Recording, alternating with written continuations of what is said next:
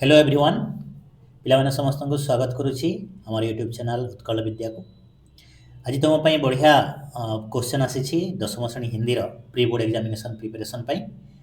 ଆଉ ତେଣୁ ସମସ୍ତଙ୍କୁ ଅନୁରୋଧ କରିବି ଯେଉଁମାନେ ଏପର୍ଯ୍ୟନ୍ତ ଚ୍ୟାନେଲ୍କୁ ସବସ୍କ୍ରାଇବ୍ କରିନାହାନ୍ତି ସବସ୍କ୍ରାଇବ୍ କରିନେବେ, ନିଜର ସାଙ୍ଗମାନଙ୍କୁ ବି କହିବେ, ତଦ୍ୱାରା ପରବର୍ତ୍ତୀ ସମୟରେ ନିଜର ଆଗାମୀ ପରୀକ୍ଷା ପାଇଁ ତାଙ୍କୁ ଗୋଟେ ବେଟର୍ ପ୍ଲାଟଫର୍ମ ମିଳିବ, ସେମାନେ ଏଇଠୁ ବଢ଼ିଆ ବଢ଼ିଆ କ୍ୱେଶ୍ଚନ୍ ଆହୁରି ନିଜର ପ୍ରିପାରେସନ୍ ପାଇଁ ପାଇପାରିବେ। तो आइए बच्चों देखते हैं हमारा पहला प्रश्न क्या है। पहला प्रश्न कहता है ताके हृदय आप। यहाँ आप कौन है? याद होगा बच्चों दोहा में लिखा है सांच बराबर तप नहीं झूठ बराबर पाप, जाके हृदय सांच है ताके हृदय आप। सांच बराबर तप नहीं झूठ बराबर पाप, ये दोहा आपको याद होगा। इस दोहा में कवि ने लिखा है कि सत्य के बराबर कोई तप नहीं, झूठ के बराबर कोई पाप नहीं, और जिसके हृदय में वास्तव में सत्य है, जाके हृदय सांच है, सांच का अर्थ सत्य, जिसके हृदय में सत्य का निवास है उसके हृदय में स्वयं भगवान विराजमान करते हैं। तो यहाँ आपका अर्थ होगा यहाँ पर ख, सही आंसर है ख, भगवान। अब आते हैं दूसरा प्रश्न लिखा है। दूसरा प्रश्न है फल प्राप्ति के लिए किसकी इंतजार करना है? फल प्राप्ति के लिए हमें ऋतु की इंतजार करना पड़ता है, क्योंकि ऋतु आने से पहले किसी पेड़ में अगर हम 100 घड़ा भी पानी दे दें तो उसमें फल नहीं लग सकते। इसलिए इसका सही आंसर हो गया ऋतु, ऑप्शन ग।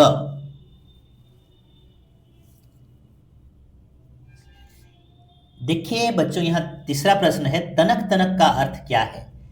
क बड़े बड़े, ख कनक, ग नन्हे नन्हे, घ प्रसन्न। इसका सही जवाब है, सही उत्तर है ग नन्हे नन्हे। तनक तनक छोटे छोटे जो होते हैं, तनक तनक चरणनी कवि ने लिखा है, छोटे छोटे पाँव में, कृष्ण के लिए लिखा है सूरदास ने। तनक तनक चरणनी मतलब उनके जब कवि सूरदास श्री कृष्ण के बाल रूप का वर्णन करते हैं तो वहाँ उनके छोटे छोटे चरणों में कैसे वो खेला करते हैं वहाँ उसका वर्णन किया गया है, इसलिए वहाँ लिखे हैं तनक तनक चरणनी। ये तनक तनक का अर्थ यहाँ नन्हे नन्हे हैं। और अब अगला सवाल है, देखते हैं 4 नंबर प्रश्न आपके लिए। सुख कैसे उपजता है? सुख का उपज, सुख का जन्म कहाँ से होता है? क दिया है कड़वी वचन, कड़वी वचन, ख है मीठी वचन, ग लघु वचन, घ सामान्य वचन। जरा याद कीजिए, उत्तर इसका सही उत्तर है ख मीठी वचन। तुलसी मीठे वचन ते सुख उपजत चहु ओर, ये तुलसीदास का दोहा है, उसका एक पाठ है, याद होगा। मीठे वचन से चारों ओर सुख उपजता है। अब इसका अगला सवाल देखते हैं, 5 नंबर प्रश्न है संतोष धन के सामने दूसरे धन क्या बन जाते हैं? क धूल, ख मिट्टी, ग मोती, घ रतन। तो इसका सही जवाब होगा, याद होगा बच्चों, क धूल। जब आवे संतोष धन सब धन धूरी समान, धूरी का अर्थ है धूल। तो संतोष धन के सामने बाकी सारे हीरे नीले मोती जितने भी रत्न हैं सब व्यर्थ हो जाते हैं, संतोष ही सबसे बड़ा धन होता है। नेक्स्ट इसे जाएंगे प्रश्न नंबर 6। लोग किसे पाकर मदांध हो जाते हैं? मद, अहंकार में अंध हो जाते हैं, मद में, गर्व में अंधे हो जाते हैं, इसे मदांध कहा गया है। इसका ऑप्शन क है मित्र, ख वित्त, ग स्वार्थ, घ निस्वार्थ। याद होगा बच्चों, इसका सही उत्तर होगा ख वित्त। वित्त का अर्थ है धन। जब मनुष्य वित्त पा जाता है, अधिक धन उपार्जन कर लेता है, तब उसके चरित्र में बदलाव आ जाते हैं और उसमें अहंकार जन्म लेता है, इसलिए वह वित्त पाकर मदांध बन जाते हैं। हमारा अगला प्रश्न है किसके हाथ बड़े हैं? ये याद होगा बच्चों, कविता का अंश है। अनाथ कौन है यहाँ, त्रिलोकनाथ साथ हैं, दयालु दीन बंधु के बड़े विशाल हाथ हैं। किसके हाथ बड़े हैं? है दयालु दीन बंधु के बड़े विशाल हाथ हैं।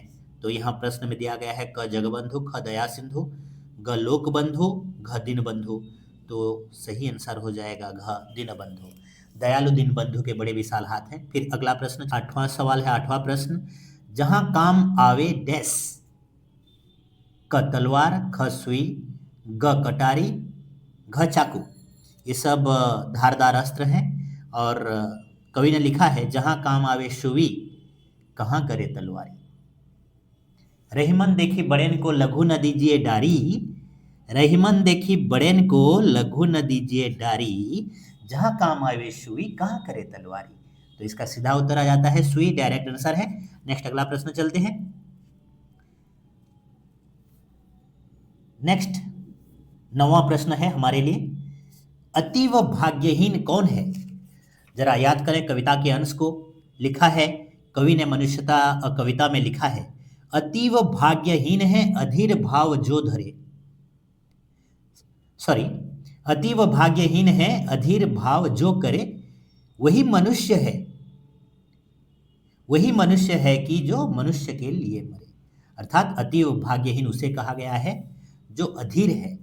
यहाँ पर इसका सही ऑप्शन है क, जो अधीर है वही सबसे बड़ा भाग्यहीन है। जिसके पास धैर्य नहीं, अधीर है, उसे भाग्यहीन कहा गया है। फिर परवर्ती प्रश्न है प्रश्न नंबर 10, एक तिनका कविता के कवि कौन है। सीधा प्रश्न है।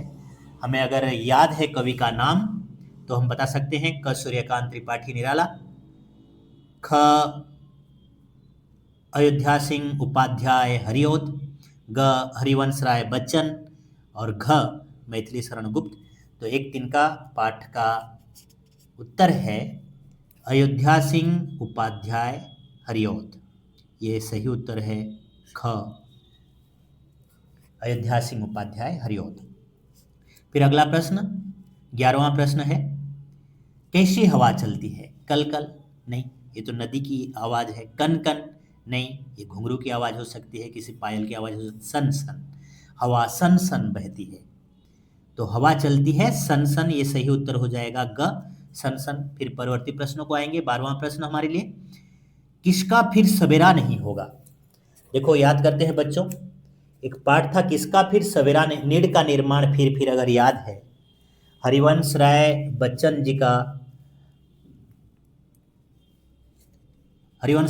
जी के द्वारा लिखित वह कविता नीड़ का निर्माण फिर किसका फिर सवेरा नहीं होगा। दिन का, ख निशा का, ग चिड़िया का, घ दुख का। तो भावार्थ तो दुख का अंत नहीं होगा, भावार्थ के अर्थ में जा सकते हैं, लेकिन जो डायरेक्टली जो है, जो कविता में है उसमें लिखा है, रात सा दिन हो गया फिर रात आई और काली, लग रहा था अब न होगा इस निशा का फिर सवेरा। अर्थात किसका फिर सवेरा नहीं होगा। जब डायरेक्ट उत्तर यहाँ पर है हमारे लिए तो हम उत्तर में जा सकते हैं ख सही, निशा का फिर सवेरा नहीं होगा। फिर आते हैं अगले प्रश्न को, कमजोर मन किसका है। ये भी नीड़ का निर्माण फिर कविता से। कवि ने कहा है कि मानव का मन कमजोर है, तो सही उत्तर हो जाता है यहाँ घ, क दानव, घ जादव, ग चिड़िया, घ मानव। तो मानव सही उत्तर है। अब 14वां प्रश्न, क्वेश्चन नंबर 14, वचनों और चुंबक में किसका आकर्षण अधिक। बहुत से कवियों ने मीठे वचन के सपक्ष में अपनी बातें कही हैं। उन्होंने मीठे वचन को कवियों ने बहुत ही मोल दिया है। वास्तविक मीठे वचन अनमोल है, तो उसमें बहुत आकर्षण होता है। कवि ने तो यहाँ तक लिखा है कि वह वशीकरण मंत्र है जो किसी को भी बस में कर सकता है। तो सही उत्तर वचनों और चुंबक में किसका आकर्षण अधिक है, तो ये उत्तर हो जाएगा ग, वचनों और चुंबक में वचन का आकर्षण अधिक है। उत्तर है ग, वचनों। भाव का प्रभावशाली भाषा में व्यक्त करना डैश है। नाटक है, इतिहास है, विज्ञान है, घ साहित्य है। सही उत्तर होगा घ साहित्य है। ये सीधा एक जो साहित्यिक हैं इस पाठ के, उन्होंने लिखा है कि साहित्य किसे कहते हैं, तो उसमें लिखे हैं उन्होंने कि भाव का प्रभावशाली भाषा में व्यक्त करना साहित्य होता है। किसी साहित्यिक की ये निष्ठा होनी चाहिए, किसी साहित्यिक में ये कला होनी चाहिए कि अपने भावों को वो अच्छे भाव में अगर व्यक्त कर सकते हैं तो वही अच्छा साहित्य है। तो इसका उत्तर हो जाएगा 15 घ। इसके बाद हम आएंगे परवर्ती प्रश्न। देखिए 16 नंबर प्रश्न है। 16वां प्रश्न, मासिक वेतन चंद्रधर को कितने मिलते थे? ये सीधा सा प्रश्न है। मासिक वेतन चंद्रधर जी को 15 रुपए मिलते थे। उसके बाद आइए चलते हैं नेक्स्ट प्रश्न की ओर। 17वां प्रश्न है, मुंशी जी के लड़के क्या हुए जाते थे? मुंशी जी के लड़के मूर्ख, आवारा, पंडित, बेकार। धीरे धीरे मुंशी जी के लड़के आवारा हुए जाते थे, इसलिए मुंशी जी ने हमारे चंद्रधर जी जो शिक्षक थे उन्हें ट्यूशन पढ़ाने के लिए कहा था। ये आवारा हुए जाते थे, घुमक्कड़, इधर उधर घूमने वाले, पढ़ाई में मन नहीं लगाने वाले, उस चरित्र को जो विशेषित करता है वह शब्द है यह आवारा। उसके बाद हम चलते हैं, परवर्ती प्रश्न है 18वां प्रश्न, स्वामी विवेकानंद सरल, विनयी और डैश थे? क वाग्मी, ख ईमानदार, ग विवेकवान, घ मिष्टभाषी। यहाँ पर ये शून्य स्थान पूर्ण करने के लिए सही उत्तर होगा क वाग्मी। मतलब उनके वचन में एक अलग सी शक्ति थी जो लोगों को आकर्षित करती है, लोगों को मोटिवेट कर सकती है, लोगों को अपने ओर खींच सकती है। वो एक वाग्मी वक्ता थे जो अच्छे कह सकते थे, बोल सकते थे, लोगों को समझा सकते थे। तो ये सरल, विनयी और वाग्मी, वाग्मी उसका सही उत्तर है। परवर्ती प्रश्न हम चलते हैं। धर्म सभा कहाँ हो रहा था? ये देश प्रेमी सन्यासी का ये भी उत्तर है। भारत, चीन, इंग्लैंड, अमेरिका। सही उत्तर, ये डायरेक्ट प्रश्न है, इसमें कोई इधर उधर नहीं। तो ये घ अमेरिका में, अमेरिका के चिकागो शहर में वह धर्म सभा का आयोजन हो रहा था, जहाँ हमारे तरुण सन्यासी विवेकानंद ने भाग लिया था और अपने ओजस्वी भाषण से वहाँ उपस्थित सभी सभासद गणों को, उपस्थित सबको मोहित कर लिया था अपने वाग्मी भाषण से। अब परवर्ती प्रश्न की ओर चलते हैं। 20वां प्रश्न है हमारे सामने। प्रश्न है, गिल्लू, गिल्लू वह गिलहरी का छोटा सा बच्चा, लेखिका को चौंकाने, ये चौंकने हो गया है, देखना प्रश्न में, चौंकाने के लिए, एक तो चौंकने हो गया है, चौ होगा, क में आकार लगेगा। ये चौंकाने हम वास्तव में होना चाहिए चौंकाने, ऐसे, इसका सही शब्द ऐसा होगा चौंकाने। तो गिल्लू लेखिका को चौंकाने के लिए, मतलब अतर्कित उन्हें चौंका देने के लिए, उनका ध्यान आकर्षित करने के लिए कहाँ कूद पड़ता था? उनके कंधे पर, उनके सिर पर, उनकी गोद पर, उनकी साड़ी पर। इसका सही उत्तर है, पाठ में है, देखना बच्चों, सही उत्तर इसका है क, उनके कंधे पर वह कूद पड़ता था। अब नेक्स्ट प्रश्न चलते हैं। 21वां प्रश्न है, ये बड़ा ही महादेवी वर्मा ने अपने गिल्लू में लिखा है, गिल्लू पाठ में, कि हमारे पुरखे पितर पक्ष में क्या बनकर अवतीर्ण होते हैं, हमारे पास आते हैं? क मयूर, ख कोयल, ग काक, घ गरुड़। इसका सही उत्तर है ग काक। और उन्होंने लिखा है यहाँ पर, ये काक भी बड़े अजीब विचित्र पक्षी है कि उनके साथ, काक के साथ, काक मतलब कौवा, कौवा के साथ हमारा भी व्यवहार कैसा, बर्ताव कैसा होता है? काक है कौवा। कौवर्ती प्रश्न 22वें प्रश्न को जाते हैं। 4 दिन की चांदनी, 4 दिन की चांदनी, ये एक मुहावरा है। क आलोक, ख अंधेरा दिन, ग अंधेरी रात, घ कुछ नहीं। इस मुहावरे में हम इन चारों ऑप्शन से जो दिए गए हैं, ऑप्शन में किसे यहाँ पर हम स्थापित करने से उसका उस मुहावरा का पूर्ण रूप आएगा। अगर हमें याद है वह मुहावरा तो हम बता सकते हैं। इसका सही है ऑप्शन ग, 4 दिन की चांदनी फिर अंधेरी रात, जिसका अर्थ होता है कि खुशी के दिन हमेशा के लिए हमारे पास नहीं रहते। आज चांदनी है तो कल अंधेरी रात होगी। इसके बाद परवर्ती प्रश्न है 23वां प्रश्न, यह दुनिया कैसी है। ये प्रिंटिंग मिस्टेक हो गया है, देखो ये यहाँ पर इसका होना चाहिए कैसी है, शुद्ध शब्द होगा कैसी है, कैसी। यह दुनिया कैसी है, यह दुनिया क बड़ी अजीब, ख अच्छी, ग प्रभावपूर्ण, घ सजीव। इसका सही उत्तर है यह दुनिया बड़ी अजीब है, दुनिया बड़ी अजीब है। और परवर्ती प्रश्न, ये सबको आता होगा, आना चाहिए भी, क्योंकि हम उड़ीसा कब स्वतंत्र प्रदेश बना।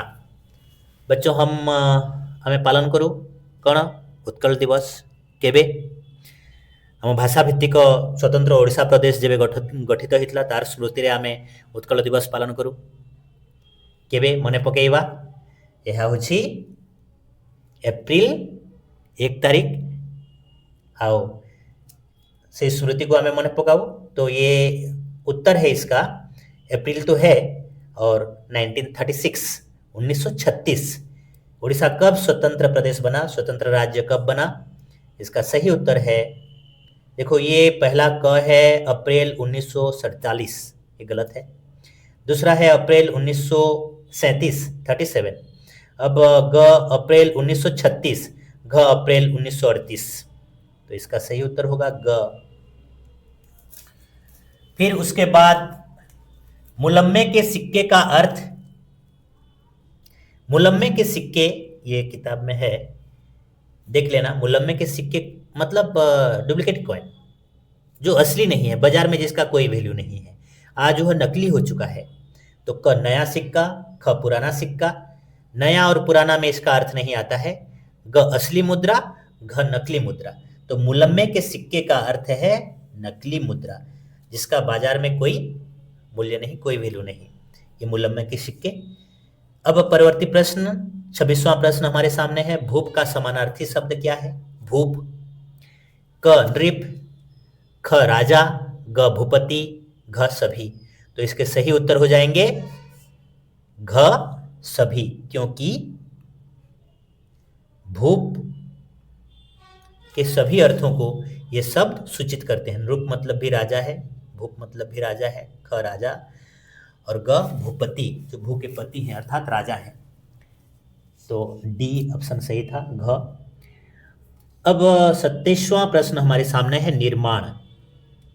निर्माण का विपरीत शब्द क्या है। हिंदी में इसे विपरीतार्थिक शब्द भी बोलते हैं और विलोम शब्द भी बोलते हैं।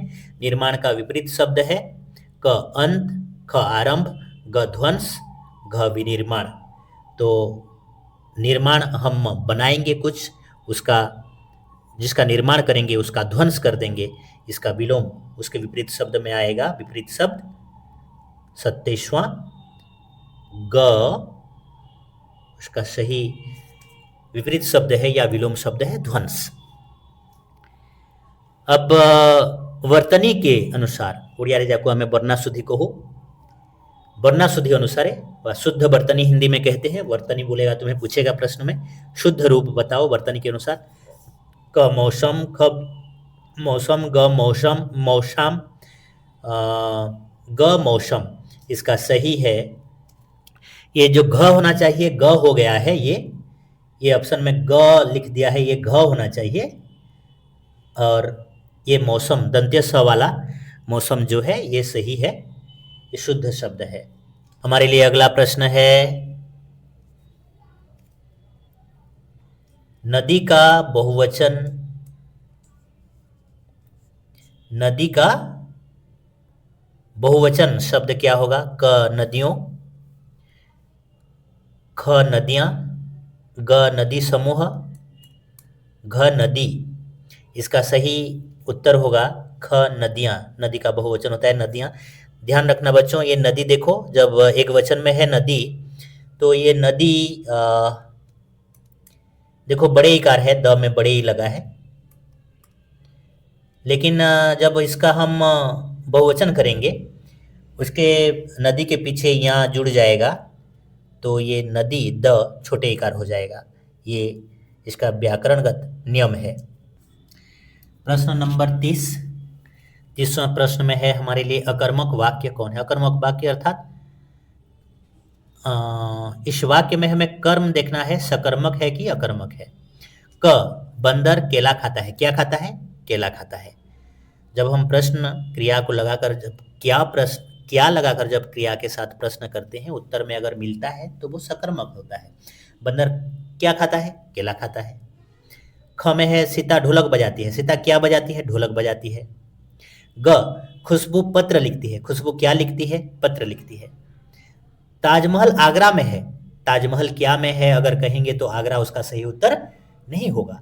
इसलिए ये जो वाक्य है घ जो वाक्य है, ये वाक्य इस प्रश्न के अनुसार उत्तर होगा, क्योंकि ये अकर्मक होगा। यहां क्रिया एक अकर्मक क्रिया है। ओके, अब चलते हैं नेक्स्ट प्रश्न देखते हैं। 31वां प्रश्न है 31। विशेषण पद है। विशेषण क्या है? जो संज्ञा शब्द को कुछ विशेषित करता है। वह शब्द जो संज्ञा को विशेषित करता है उसके बारे में कुछ अधिक जानकारियां देती हैं। विशेषण पद है क शीतल, ख पवन, ग नयन, घ पद। तो यहाँ पर विशेषण पद है क शीतल, शीतल पवन, शीतल जल। ये जल पवन उससे पहले लगकर प्रयुक्त होकर ये उसके बारे में कुछ अधिक जानकारी देती है, तो यह विशेषण होगा, शीतल विशेषण। अब परवर्ती प्रश्न है, देखते हैं हम 32वां प्रश्न। सोना, सोना क्रिया का प्रथम प्रेरणार्थक क्रिया रूप। सोना, ये सोना जो हमें सोईबा क्रिया को कहा, क्रिया सोना धातु हित लगा कथा है क्रिया को हो काम सोईबा। तो सोना, सोना लिखना तो सही है, एक ही है सोना, लेकिन एक क्रिया है और सोना वो धातु होता है। तो ये सोना क्रिया का प्रथम प्रेरणार्थक रूप क्या होगा? सोना सुलाना, ख सुना, ग सुलवाना, घ शिलवाना। इसका ये प्रथम प्रेरणार्थक होगा सुलाना, और द्वितीय प्रेरणार्थक अगर पूछा होता तो होगा शुलवाना। परवर्ती प्रश्न देखते हैं बच्चों। सकर्मक क्रिया है। सकर्मक क्रिया हमें पहचानना होगा। वह क्रिया जब वाक्य में उस क्रिया को प्रयोग किया जाता है तो उसके पहले एक कर्म लगता है। वह कर्म अगर हम प्रश्न में क्या लगाकर प्रश्न करते हैं तो उसका सही उत्तर मिलता है। तो यहाँ देखना, पढ़ना, हंसना, तैरना, सिलवाना। तो यहाँ सही उत्तर होगा पढ़ना। पढ़ना है सकर्मक क्रिया, हंसना नहीं है। वह क्या हंसता है? नहीं होगा। वह क्या तैरता है? नहीं होगा। क्या पढ़ता है? पुस्तक पढ़ता है, ग्रंथ पढ़ता है, क्या पढ़ता है? ये सिलवाता एक प्रेरणार्थक क्रिया है, सिलवाना। उसके बाद हम 34वें प्रश्न में आते हैं। माँ चाकू से फल काटती है, रेखांकित पद का कारक निर्णय करो। माँ चाकू से फल काटती है, अर्थात चाकू के सहारे, चाकू के मदद से, अर्थात चाकू के बाद के द्वारा, अर्थात ये जो से है चाकू से मतलब चाकू के द्वारा। तो जब से का अर्थ जब के द्वारा के अर्थ में प्रयोग होता है तो व्याकरण कहता है कि उसे हम करण कारक कहते हैं।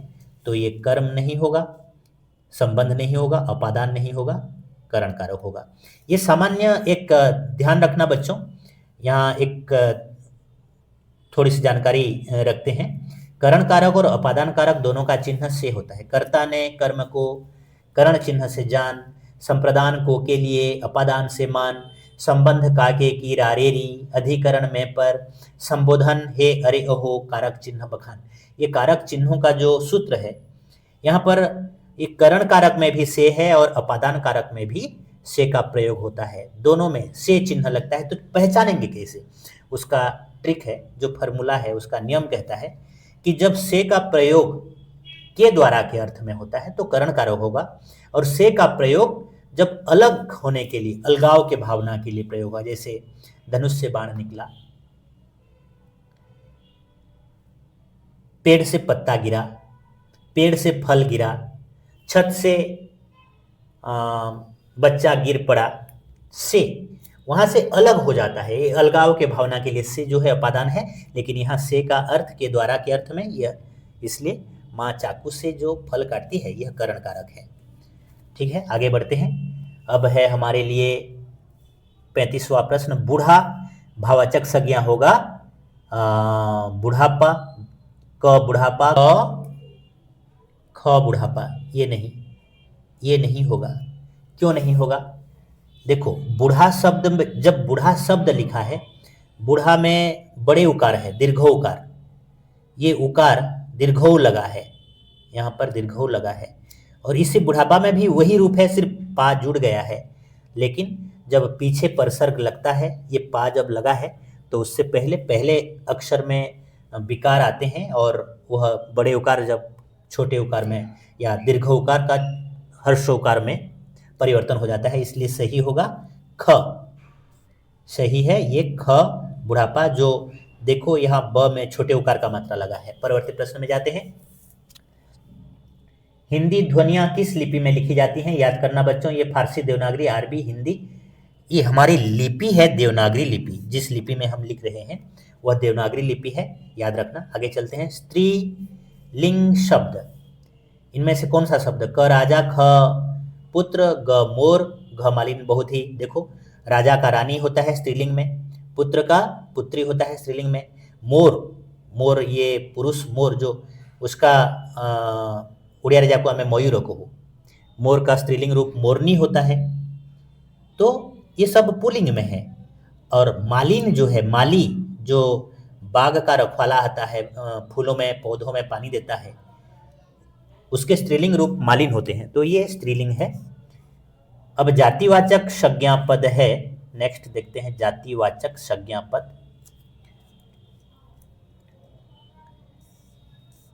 क कटक, ख स्त्री, ग परिवार, घ चांदी। कटक एक शहर का नाम है, नामवाचक हो जाएगा। ख स्त्री, ये देखो स्त्री मतलब स्त्री जाति, दुनिया में जितने स्त्री हैं, स्त्री मतलब वो सबको रेफर करता है, स्त्री, उन सबको समझा जाता है। परिवार एक समूहवाचक संज्ञा है, और चांदी ये नाम धातुवाचक है, एक धातु है। तो सही उत्तर हमारे यहाँ पर है ख स्त्री, ये नहीं होगा, चांदी नहीं होगा, ख स्त्री जातिवाचक है। अब प्रश्न है 39 वाला जो है, 39वां प्रश्न है। पेड़ डैश पत्ता गिरा, उपयुक्त परसर्ग से भरो। तो परसर्ग यहाँ क्या लगेंगे? से, ने, में, लाल। तो हम जस्ट इससे पहले जो प्रश्न था करण कारक वाला, वहाँ डिस्कशन कर रहे थे, वहाँ मैं पूछ रहा था, बोल रहा था अभी कि जब अलगाव की भावना होता है, पेड़ से पत्ता अलग हो रहा है यहाँ पर, तो वहाँ से लगता है, और अपादान कारक के लिए तो ये क सही उत्तर होगा। क में जो है ये सही है, से, पेड़ से पत्ता गिरा। अब परवर्ती प्रश्न देखते हैं। 40वां प्रश्न है ला। ला उपसर्ग किसमें है? क। उपसर्ग, देखो उपसर्ग और परसर्ग शब्द के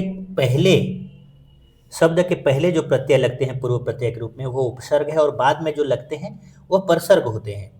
तो ये देखो, लालसा, लसा से पहले ला लगा नहीं है। लात एक शब्द है, मूल शब्द, त से पहले ला नहीं है। ग देखो, ग शब्द है लापरवाह, ये जो लापरवाह है शब्द है, मूल शब्द है परवाह, परवाह जिसे हम खातिर कहते हैं, तो परवाह उससे पहले लगा है ये ला, ला प्लस परवाह होकर हो गया है लापरवाह। तो यहाँ सही उत्तर हो जाता है ग, लापरवाह। ला उपसर्ग कहा है क्योंकि उपसर्ग शब्द से पहले लगते हैं और नए शब्द गठन करते हैं। परिचारिका में प्रत्यय है परि, का, आका, इका, ये सही होगा क, परिचारिका, परिचारिका। तो हम 42वां प्रश्न अभी देख रहे हैं। वह प्लस को, ये सर्वनाम रूप हमें चुनना है, उसका उत्तर होगा उसको। वह प्लस को का उत्तर होगा क, उसको।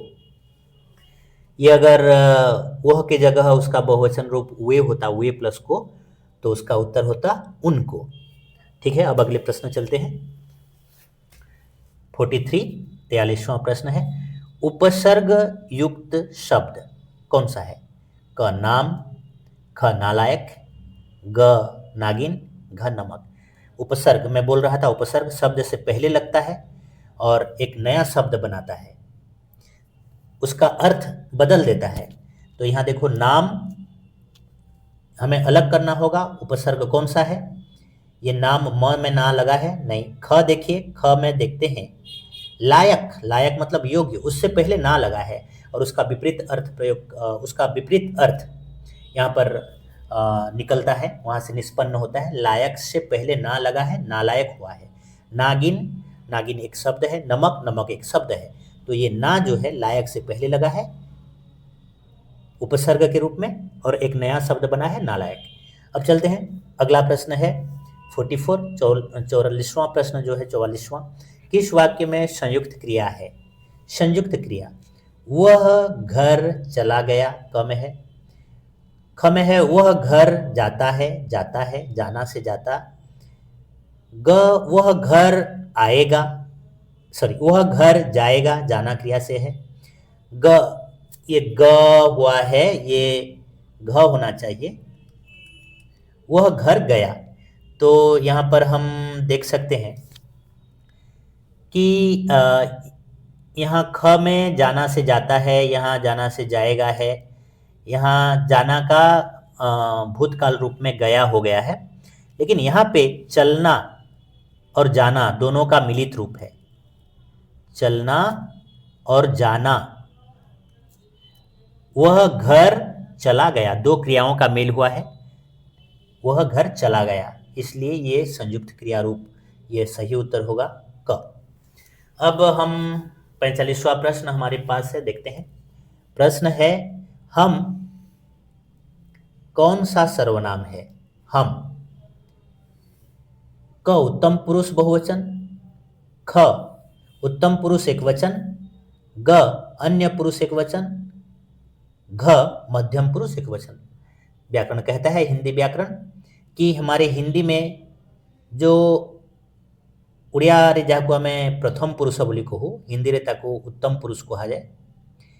ओडिया रे जाको द्वितीय पुरुष कहू, हिंदी रे ताको मध्यम पुरुष कहा जाए। एवं ओडिया रे आमे जाको तृतीय पुरुष बोली कहू, हिंदी रे ताको अन्य पुरुष कहा जाए। तो पिला माने बुझिबाकू हेबो जे उत्तम पुरुष जोटा हमर प्रथम पुरुष ओडिया रे प्रथम पुरुष मु एवं आमे, मुटा होछि एक वचन, आमे होछि बहुवचन।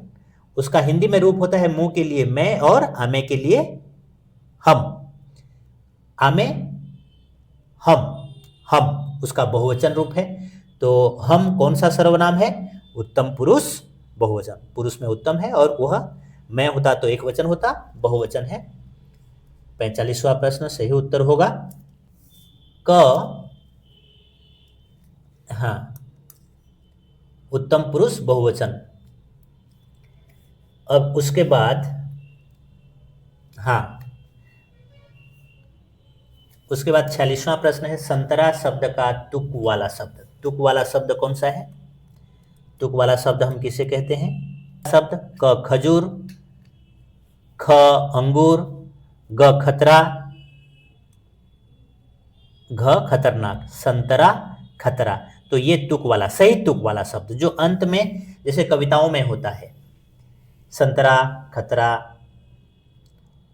अंगूर, खजूर, ये एक जैसे ध्वनि में मिलने वाले शब्द जो कि कविताओं के अंत में हमें पाए जाते हैं। जैसे कि जो कविताओं में होता है,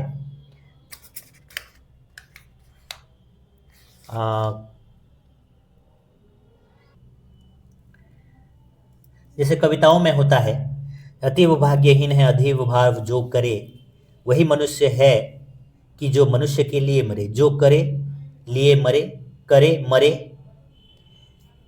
वृथा जिए, लिए, कभी, सभी।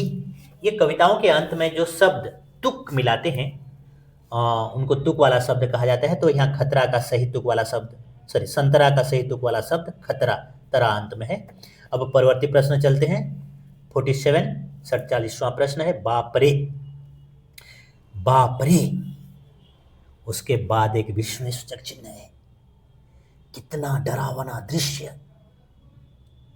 अव्यय का प्रकार यहाँ पर हमें किस प्रकार का अव्यय है अंडरलाइन किया गया है। बाप रे समुच्चय बोधक है, संबंध बोधक है, विस्मयादि बोधक है या क्रिया विशेषण है, ये तो हमें पता चल रहा है। वहाँ एक विस्मय सूचक चिन्ह है और वहाँ एक विस्मय का भावना भी है, कितना डरावना दृश्य, तो ये निश्चित रूप से विस्मयादि बोधक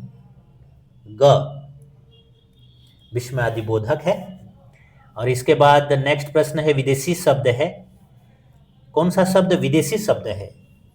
हमारा अपना शब्द नहीं, विदेश से आने वाला शब्द है। क दूध, ख वायु, ग झंकार एवं घ जज। जज जो है ये विदेशी शब्द है, वैदेशिक शब्द है, ये हमारा अपना शब्द नहीं है, देशी शब्द नहीं है। अब परवर्ती 49वां प्रश्न है। 49, राम जा रहा है। राम जा रहा है, जब यह वाक्य पढ़ रहे हैं काम हो रहा है, काल निरूपण करो। जा रहा है क एक तत्कालिक वर्तमान, ख सामान्य वर्तमान, ग संदिग्ध वर्तमान, घ सामान्य भूत। जब यह वाक्य हम पढ़ रहे हैं, राम जा रहा है, कहते वक्त वह काम हो रहा है, तत्काल उसी समय हो रहा है, इसलिए यह तुरंत काम चल रहा है, तो ये तत्काल से तत्कालिक हुआ है, तात्कालिक वर्तमान काल होगा। क सही उत्तर है तात्कालिक वर्तमान, राम जा रहा है का काल। अब इस सेट का अंतिम प्रश्न, कौन सा शब्द प्रत्यय युक्त शब्द नहीं है? ये अंत में प्रश्नवाचक चिन्ह हो गया है, नहीं होना चाहिए। कौन सा शब्द प्रत्यय युक्त शब्द नहीं है? किसमें प्रत्यय नहीं लगा है? देखो, दर्शनीय, दृश्य अनीय दर्शनीय होता है, प्रत्यय लगा है। पाठक, पाठक में भी ग जो पाठक है, पाठक में भी प्रत्यय लगा है। कर्तव्य में मुझे लगता है ये कोई प्रत्यय नहीं लगा है। कर्तव्य, नालायक, ये पूर्व प्रत्यय ना लगा है, पूर्व प्रत्यय लगा है। पाठक, पाठक दृश्य अनीय दर्शनीय होता है, तो यहाँ सही तो इसका उत्तर हमें लगता है सही होगा ख कर्तव्य। कौन सा शब्द प्रत्यय युक्त शब्द नहीं? ये सही उत्तर होगा कर्तव्य। तो ठीक है बच्चों, सब्जेक्टिव में जो प्रश्न है, ये प्रश्न आया सब्जेक्टिव में, मधुर भाषण किसे कहते हैं? मधुर भाषण पाठ से लिया गया है। और दुनिया बदलती इसके क्या प्रमाण हैं? दुनिया बदलती इसके क्या प्रमाण हैं? उसके बाद ख विवेकानंद का व्यक्तित्व कैसा था? देश प्रेमी सन्यासी से लिया गया है, पढ़ना होगा ठीक से। या पंडित जी पर अफसर लोग क्यों खुश थे? पंडित जी जो मुदर्रिसी का काम करते थे, शिक्षकता करते थे, बोध कहानी से लिया गया है, प्रेमचंद के, पढ़ना उसे। दूसरा प्रश्न है, निम्न प्रश्न के उत्तर 3-4 वाक्य में दो, 10 मार्क के लिए 2 करना है हमें। फिर वो और भी दिया गया है, तुलसी मीठे वचन से सुख उपजत चहु ओर, चारों ओर मीठे वचन से सुख उपजता है, ये तुलसीदास कहते हैं। इसका सारांश जो है, अथवा नाश के दुख में किसका सुख नहीं दबता, इसका ये नीड़ का निर्माण फिर हरिवंश राय बच्चन जी कहते हैं, नाश के दुख में निर्माण का सुख नहीं दबता, ये दबता हो गया है, दबता होगा, यहाँ पर देखना ये दबता। और एक तिनका कविता में से हमें क्या शिक्षा मिलती है?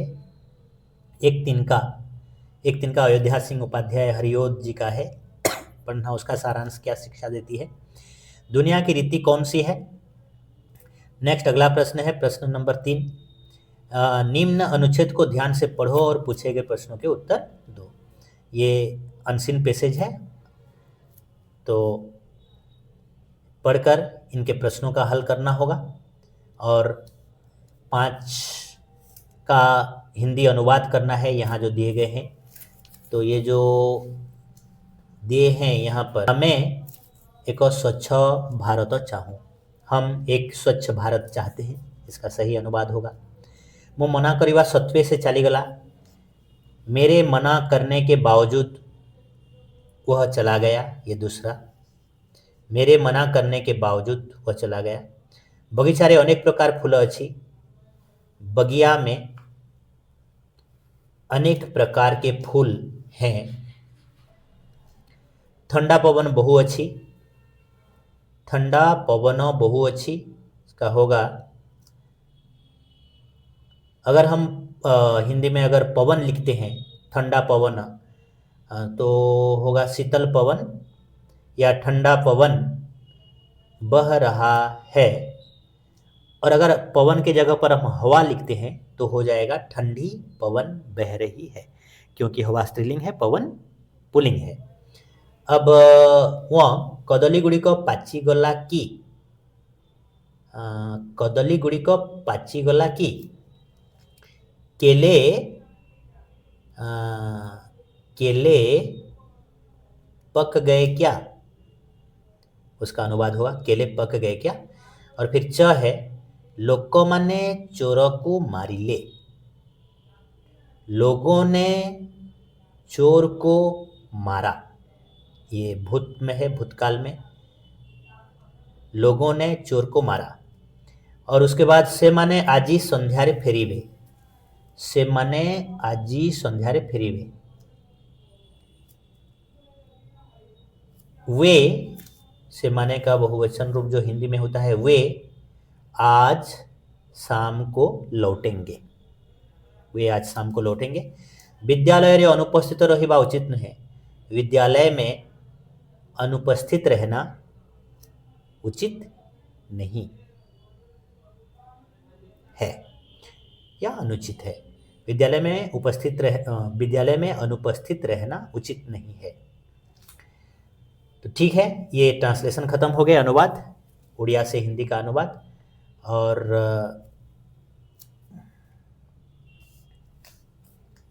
प्रसन्न एक शब्द है, उसको वाक्य में हम प्रयोग, एक वाक्य बनाना है प्रसन्न शब्द लगाकर। मैं तुमसे बहुत प्रसन्न हूँ। गुरुजी राम के व्यवहार से बहुत प्रसन्न हो गए, इस प्रकार से प्रश्न हो सकते हैं, वाक्य हो, सॉरी उत्तर हो सकते हैं, वाक्य बना सकते हैं। ख है, राम ने रोटी खाया, वाक्य को शुद्ध करके लिखे, राम ने रोटी खाई हो जाएगा, क्योंकि रोटी स्त्रीलिंग है तो यहाँ खाई हो जाएगा। राम के बाद, राम पुल्लिंग है लेकिन राम के बाद एक परसर्ग लगा है ने। अब जब परसर्ग लग जाता है उसके बाद जो आता है उस संज्ञा को देखेंगे, संज्ञा रोटी है, स्त्रीलिंग है, तो उसके अनुसार क्रिया जाती है, तो रोटी खाई।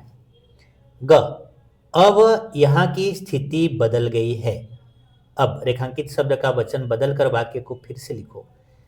स्थिति, स्थिति वचन अगर बदलते हैं, स्थिति का बहुवचन रूप में हो जाएगा स्थितियां। तो अब यहाँ की स्थितियां, ये अगर हम लिखते हैं स्थितियां,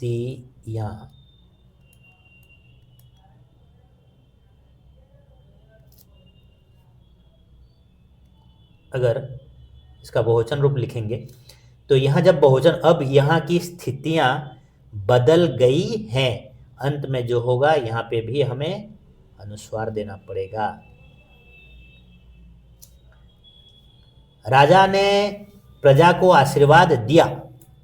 अगला प्रश्न, राजा ने प्रजा को आशीर्वाद दिया। रेखांकित शब्द का लिंग बदलकर वाक्य को फिर से लिखिए। राजा है, राजा का लिंग बदलेंगे तो हो जाएगा रानी, रानी ने प्रजा को आशीर्वाद दी, नहीं सॉरी, राजा ने की जगह पर हो जाएगा रानी ने प्रजा को आशीर्वाद, रानी ने प्रजा को आशीर्वाद दी। ठीक है, अब वह बच्चे मैदान में खेलते हैं, वाक्य को भविष्यत काल में परिवर्तन करने से होगा बच्चे मैदान में खेलेंगे। ठीक है बच्चों, तो यह प्रश्न का सेट जो था हमने तुम्हारे लिए यहाँ प्रस्तुत रखा, इससे लेकर प्रिपेयर हो खुद को प्रस्तुत करो ताकि तुम्हारा प्री बोर्ड एग्ज़ाम अच्छा रहे। और फिर ऐसे प्रश्न और हल के साथ ऐसे प्रश्नों का समाधान देखने के लिए भूलिएगा नहीं हमारे चैनल उत्कल विद्या को सब्सक्राइब करने के लिए और शेयर करने के लिए अपने दोस्तों के साथ, ताकि उन्हें भी इस चैनल से अच्छी जानकारियाँ मिले, अच्छे ज्ञान मिले और अपने पढ़ाई के लिए, अपने प्रिपरेशन के लिए अच्छे प्रैक्टिसेस मिल जाए, अभ्यास मिल जाए, उत्तर मिल जाए। ठीक है, आज का क्लास यहाँ पर ख़त्म करते हैं। धन्यवाद। जय जगन्नाथ।